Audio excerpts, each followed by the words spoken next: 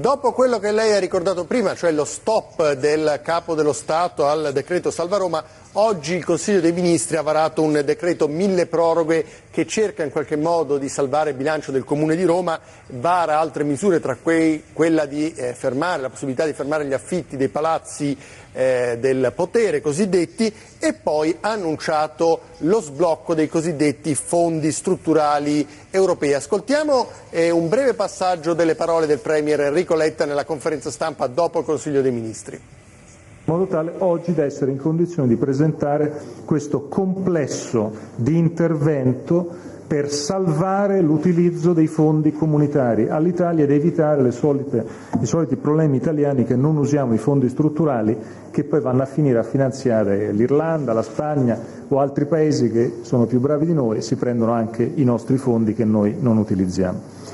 Per fare questo si è costruito un intervento fatto di 4 capitoli che cifra un complesso di 6 miliardi e 200 milioni di euro che potranno e dovranno essere utilizzati in questa coda 14-15.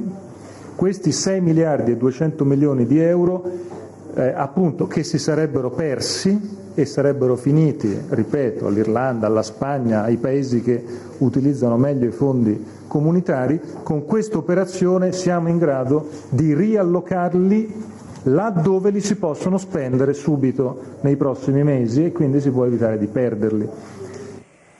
Messina, che ne pensate di questa vicenda dei fondi strutturali europei?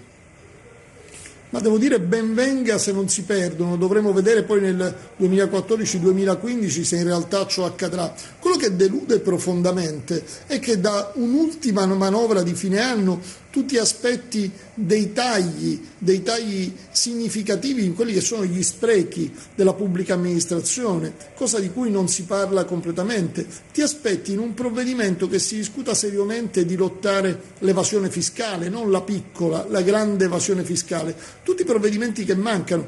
Tu ti aspetti che si lotti seriamente la corruzione. Ancora oggi nel nostro Paese, sono dati di Confindustria, ci sono 40.000 partecipazioni pubbliche in società che costano 23 miliardi di euro l'anno. Ma perché non si interviene su questi? Non sono altro che dei postifici, si danno dei posti nei consigli di amministrazione, poi la maggior parte sono anche in perdita. Allora non si capisce perché da un lato si dice ben venga, salviamo 6 miliardi di fondi strutturali, dopodiché c'hai 23 miliardi sprecati nelle partecipate e non te ne occupi. Francamente sembra un'attività di governo un po' schizofrenica: da una parte fai una cosa, dall'altra parte fai l'esatto contrario, e in questo contesto l'economia non cammina, non si muove, stiamo fermi. Il Paese è in stallo, il Paese è immobile, a dispetto di chi è andato in Parlamento perché doveva cambiare le cose. Mi riferisco a chi è salito sui tetti, al Movimento 5 Stelle, che poi alla fine in Parlamento è andato solo a riscaldare le sedie o peggio i tetti, ma poi di fatto non ha concluso niente. Allora il tema è proprio quello: